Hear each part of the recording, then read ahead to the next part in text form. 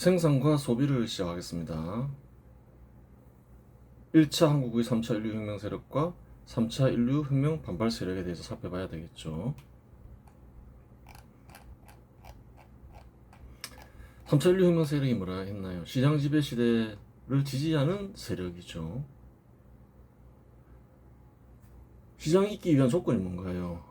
사유재산이 있어야 되고, 사유재산을 있게 하는 소유권이 있어야 되고, 시장, 민간기업이 있어야 되는 거죠. 기본적으로 이 세 개를 중시하겠죠. 시장이 발전하기 위해서는 신분제도가 폐지돼야 되고 산업간 평등이 달성돼야 된다. 이거를 중시하는 거예요. 3차 인류 반발 세력은 이런 것들을 파괴하려 하겠죠. 그렇게 개념을 잡고 문명이 충분히 발전한 곳, 그리고 고대 농경국가에서 시장 지배 시대가 시작이 되는 거죠. 처음 반발 세력은 신분이 높은 귀족들이죠. 농업에 기반한 농업을 우월한 위치에 두죠. 신분 낮은 사람들을 통제하죠. 상공인들을 통제하고 상공업체를 통제하고. 그 1차 반발 세력은 농업에 기반한 신분이 높은 이들이다. 그 시대를 지배하는 자들이죠. 3차 인류혁명 세력에게 제거당하죠. 두 번째 등장한 세력은 나타날 수도 있고 안 나타날 수도 있는데 통상 나타나는 경우가 많죠. 한국에서도 나타나죠. 농민이 3차 인류혁명 반발 세력으로 나타나는 경우가 있어요. 그 농산물 보호무역을 주장하면서 그 도시에 비싸게 팔아먹는 거죠. 그래요. 그 이해 충돌이 발생하면 또 이제 3차 인류혁명 반발 세력이 되죠. 실제로 그 대부분의 나라에서 충돌이 일어나죠. 역사가 진행되다 보면 비싸게 팔아먹으면 그래요. 그 다음에 등장하는 세력이 이제 고대의 생각들을 전승한 고대 농경국가에서 내려오던 생각들을 전승한 세력이 그래요. 공산주의와 평등을 주장하면서 이제 옛 생각들을 실현하려고 하죠. 상공인들을 통제하려고 재산을 침탈하려 하고 신분제도를 형성하려 하고 또 그러한 세력이 생기는 거예요. 그 좌파 세력이라 하죠. 통상 좌파 세력이 3차 인류 반발 세력의 주력이었는데 1990년에 20세기 중반에 유행했던 공산주의 국가들이 이제 붕괴되죠. 붕괴되면서 3차 인류 반발 세력 주력이 이제 변모를 하는 거죠. 새로 편이 든 사람들도 있겠지만 포퓰리즘 세력으로 변모하죠. 포퓰리즘 세력은 약간 다르죠. 고대의 생각들을 실현하려는 것은 똑같지만 사회주의나 공산주의는 공동생산, 공동소비 방식이라면 포퓰리즘 세력은 각자 생산, 공동소비를 지향하는 거죠. 공동소비는 어떤 식으로 실현되냐? 세금을 통한 재분배 정책. 그래요. 다 실패가 확정된 방식이라고 얘기를 했죠. 그렇게 되는 거예요.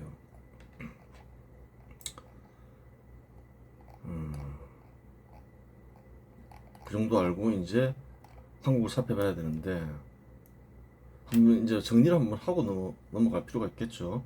3차 인류혁명 세력은 시장 지배 시대를 지지하는 인사로 현 시대에서는 항상 우파 인사로 나타난다. 3차 인류혁명 세력은 항상 우파 인사로 나타난다는 거예요.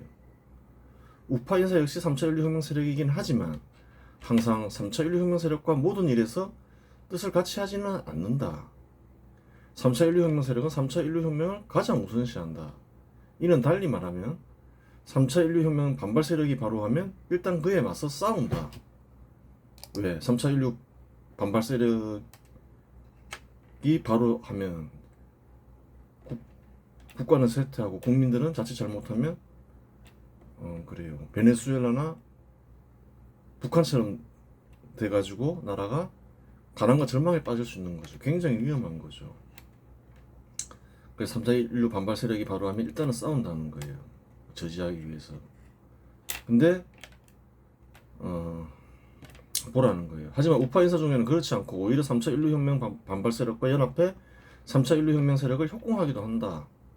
실제로 윤석열 대통령 계엄 선포로 인해 3차 인류혁명 반발 세력이 크게 발화하였는데 3차 인류혁명 반발 세력과 결탁하여 3차 인류혁명 세력을 협공한 이들이 제법 많다. 하지만 2025년 21대 대통령 선거에서 한국 국민의 40% 정도는 어떤 경우에도 흔들리지 않는 3차 인류혁명 세력임이 확인되었다. 40% 정도는 그렇죠. 저번 대선 때 확인이 되었죠. 알 수 없는 이들이 있다는 거예요. 통상 자기가 우파 인사라 하면 나이 들어서 못마땅하다 해서 좌파 인사와 결탁하기는 어렵죠. 그냥 가만히 있던가 보통 그러지 이렇게 막 협고하는 경우 잘 없다는 거예요.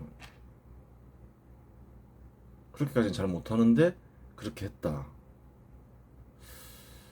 그거는 이제 3차 인류혁명보다 더 중시하는 가치가 있다는 거죠. 우파 인사가 아닐 수도 있어요.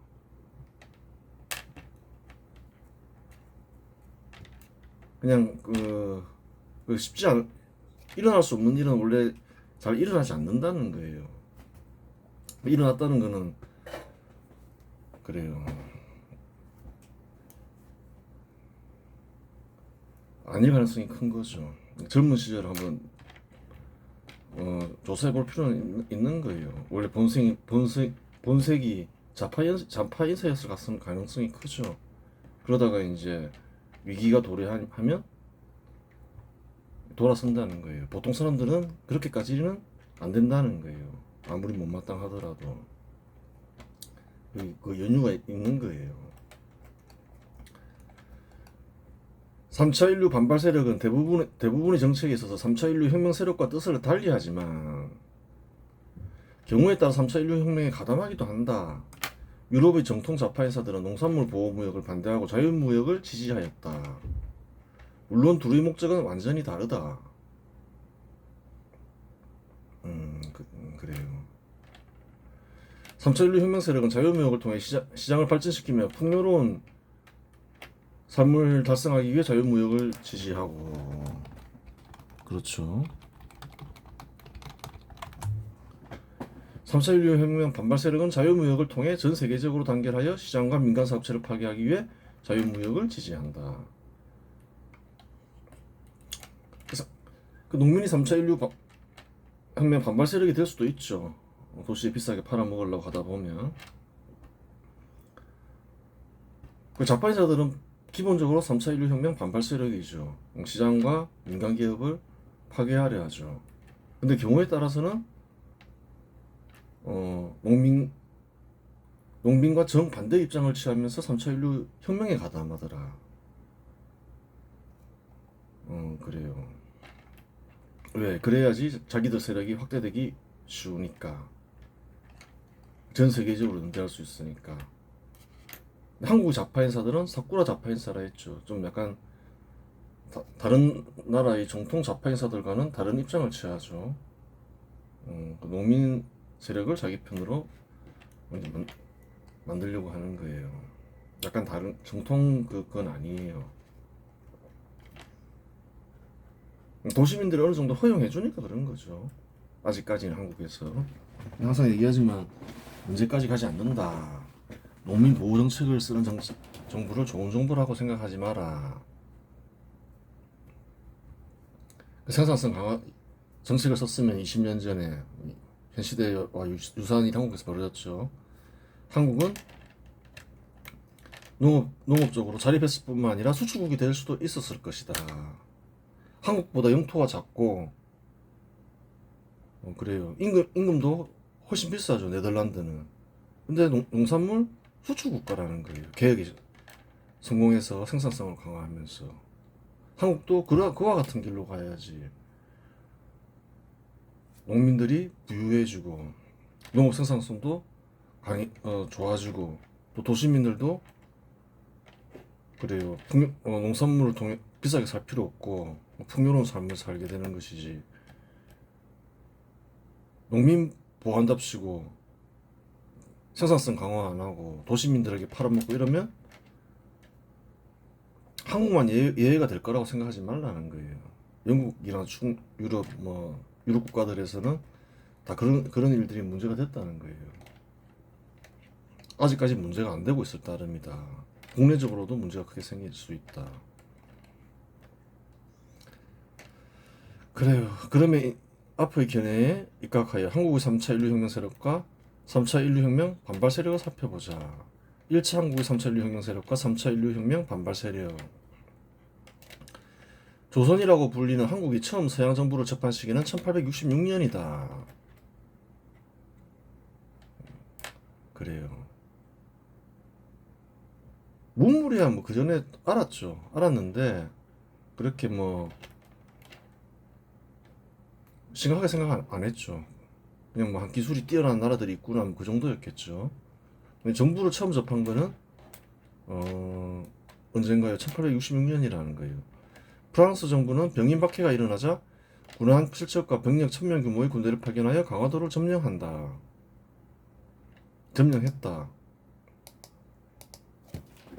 병인 박해가 있었죠. 조선은 어떤가요? 뭐 지역이 가난하고 신분제도가 있어서 차별이 심한 나라기도 했지만 또 종교의 자유가 허용되지 않았죠.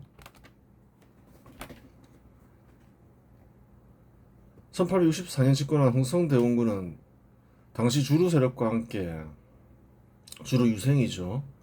1866년 천주교 박해령을 선포하였다. 그 결과 조선의 천주교도 8천여 명이 처형되었고 프랑스 선교사 12명 중 9명이 처형되었다.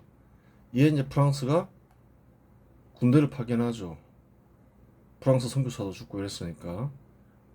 근데 항상 요구하는 게 있죠. 그 서양 정부가 그 당시에 올 때는 프랑스는 선교의 자유와 통상 수교 체계를 요구했다.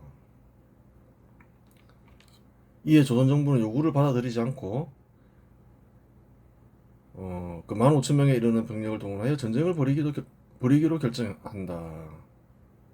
전적 산성에서 전투를 벌인 뒤 프랑스군은 철수하는데 이 전투를 조선의 승리로 보기는 어렵다. 어차피 정복 전쟁은 아니었으며 한국과를 정복하기에는 너무 적은 인원이었기 때문이다.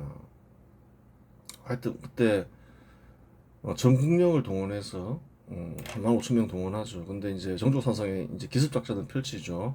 한 5, 600명으로. 거기에서 프랑스군에 일정 정도 타격을 입혀요. 큰 타격은 아니라 하더라도 뭐 정복 전쟁을 하러 온 것도 아닌데 사망자가 생기면 철수하겠죠. 어차피 정복 전쟁은 아니었으면 한국과를 정복하기에는 너무 적은 인원이었기 때문이다. 즉 프랑스군은 3명의 사망자가 생기고 조선군이 결사항전의 의지를 보이자 철수했다고 보는 것이 합당하다. 이 사건에서 3차 인류혁명 세력은 프랑스 정부와 장하산과 같은 천주교 신자들이고 3차 인류혁명 반발 세력은 조선 정부와 조선 황실 유생들이 된다. 주류 세력이었던 거죠. 장하상이라는 사람은 누구냐? 1839년 초 조선 정부의 프랑스와의 외교 수립을 통한 종교 자유 보장을 요청하는 상소문을 올렸다. 1839년 기회 받게 때 체포되어 서울 소소문 밖에서 참수된다. 그래 뭐 일단 3차 인류혁명 세력으로 볼 수는 있죠. 약간 동기는 달랐다 하더라도 이제 프랑스가 통상을 요구하니까 프랑스는 이제 한 2가지 목적이죠. 종교의 자유를 허용해라. 그 다음에 통상해라. 개방해라. 이거죠. 한국인들 중에는 조선 정부가 프랑스 정부와 전쟁을 벌여 퇴각시킨 일을 자랑스러운 일이라고 생각할 수도 있다. 하지만 이는 크게 잘못된 생각으로 프랑스 정부가 승리하여 프랑스의 요구를 수용하는 것이 훨씬 바람직했다. 조선 정부가 프랑스의 요구를 수용하고 일본처럼 개혁하였다면 조선은 번영하고 식민지도 되지 않았을 것이다. 아, 프랑스가 요구하는데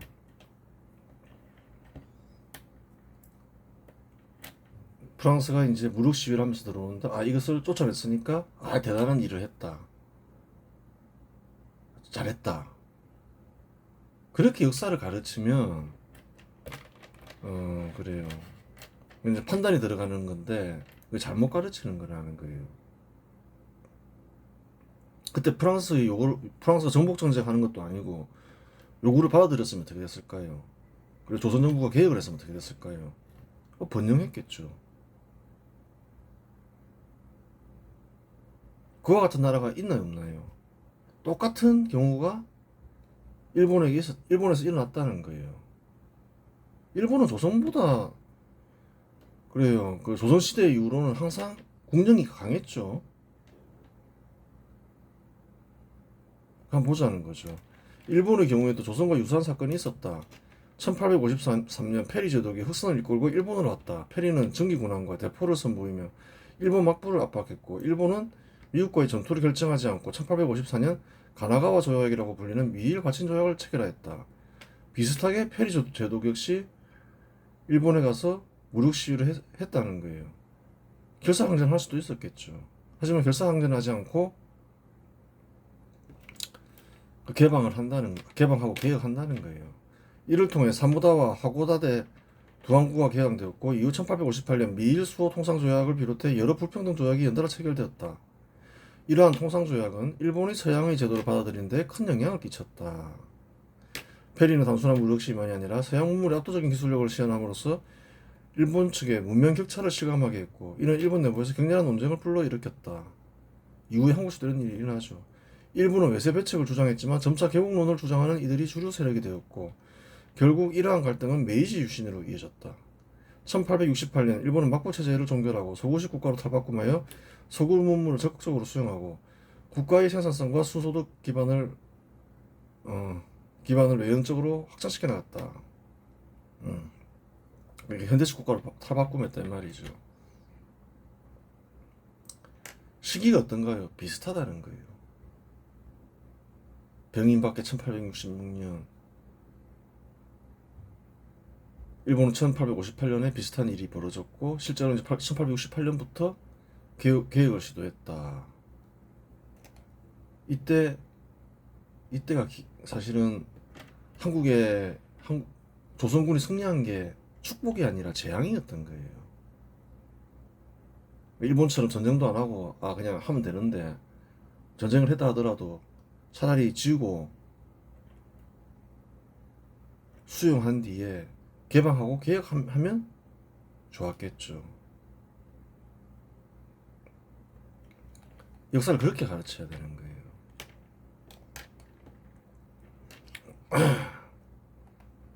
점점 늦춰지면 늦춰질수록 어떻게 되나요? 안 좋은 일이 벌어지겠죠. 1871년 미국은 강화도에 상륙하여 초지진과 광성보를 공격하였다. 이는 신미양요라 불리는 사건으로 미국은 통상을 요구하며 군함의 화력을 시위하였다. 당시 미국은 제너럴 셔머너 사건을 빌미로 조선의 사과와 통상을 요구하며 군함을 이끌고 강화도로 접근했다. 조선 정부는 이번에도 1866년 때와 마찬가지로 결사항전을 결정한다. 흥선대원군 때 일인 거죠. 그래요. 이에 조선은 손돌목 포격으로 대응했고 외세의 압박에 굴하지 않는다는 결을 보여주었다. 하지만 미국은 함대를 강화도 인근에 정박시킨 뒤 무장 상륙 작전을 감행했다. 6월 10일 초지진이 공격받아 함락되었으며 다음날엔 덕지진이 무혈점령되었다. 이어진 광성보 전투에서는 조선의 어제연 장군이 수백 명의 병력과 함께 최후의 저항을 벌였다. 그래요. 수백 명이 죽었어. 그러니까 장군까지 죽었다는 거예요. 이어진 광성보 전투에서는 조선의 어제연 장군이 수백 명의 병력과 함께 최후의 저항을 벌였다. 그는 수자기를 끝까지 놓지 않으며 전사했고 병사들 역시 맹렬히 싸워도 대부분이 목숨을 잃었다. 미국은 전투에서 승리했지만 피해가 없었던 것은 아니다. 광선보 전투에서 미국은 장교 1명과 병사 2명이 전사하고 10명가량이 부상당했다. 이 서양이 들어왔을 때는 그냥 피해가 생기면 물러난다는 거예요. 한 1000명 정도 들어오죠. 통상하자. 시장을 확대하기 위해서 요구를 하죠. 정복 전쟁이 목적은 아니었던 거죠.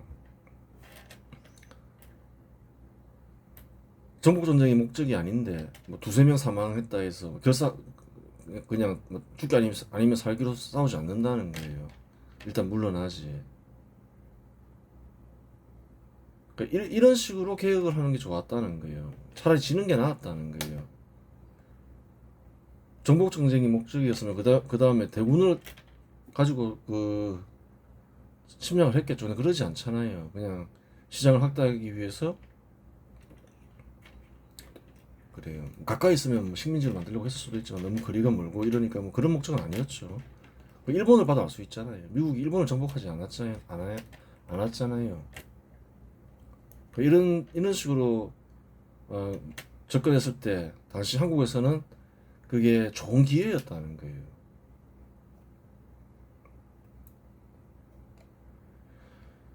광선보 전투 그랬고 특히 해군대 휴메키는 조선군이 유일하게 사살한 성공한 장교로 기록되며 그의 죽음은 미국 측에서도 큰 충격을 받아들였다. 그럼 시장을 넓히려고 그냥 개혁 개방을 요구하라고 보냈을 따름인데 3명이나 죽으니까 큰 손실이죠. 정복 전쟁이었으면 큰 손실이 아니지만 이외에도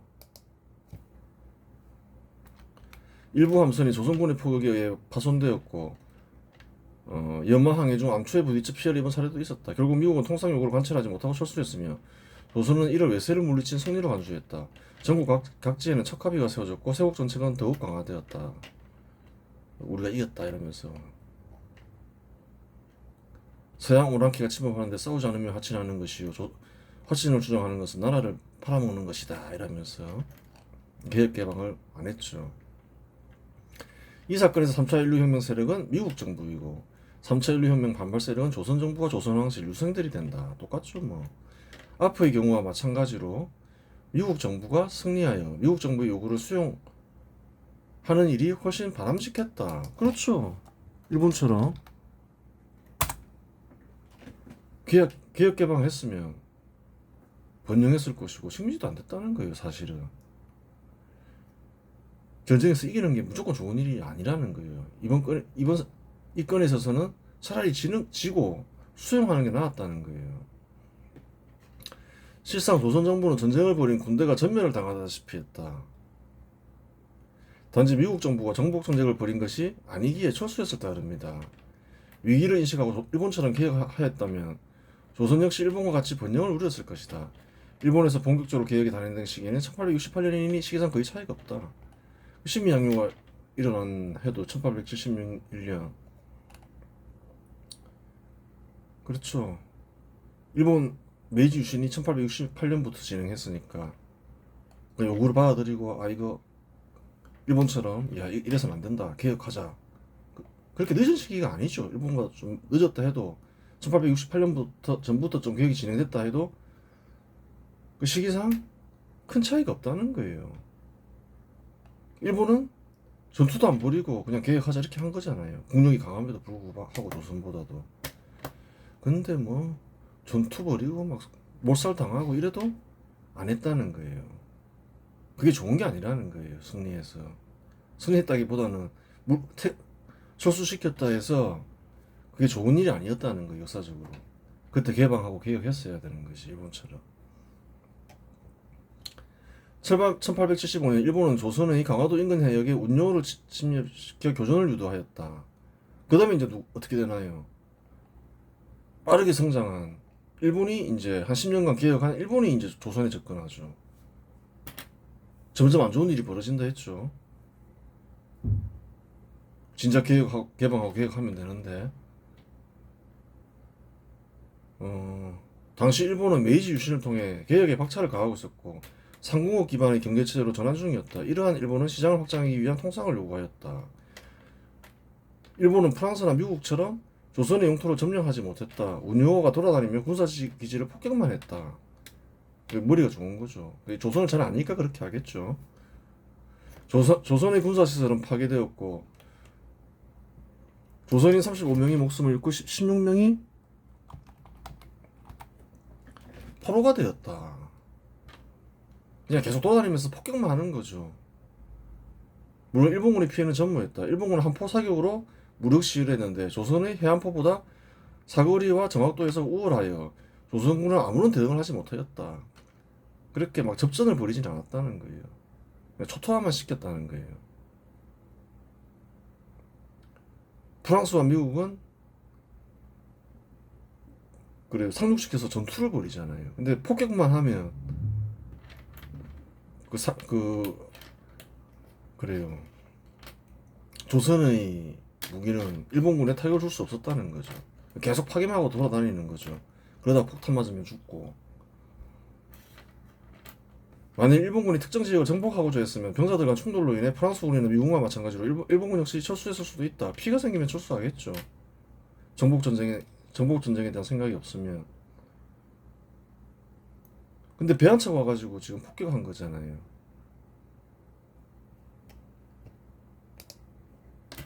운용호상 그때 배 한 척만 왔나 물어봐야죠.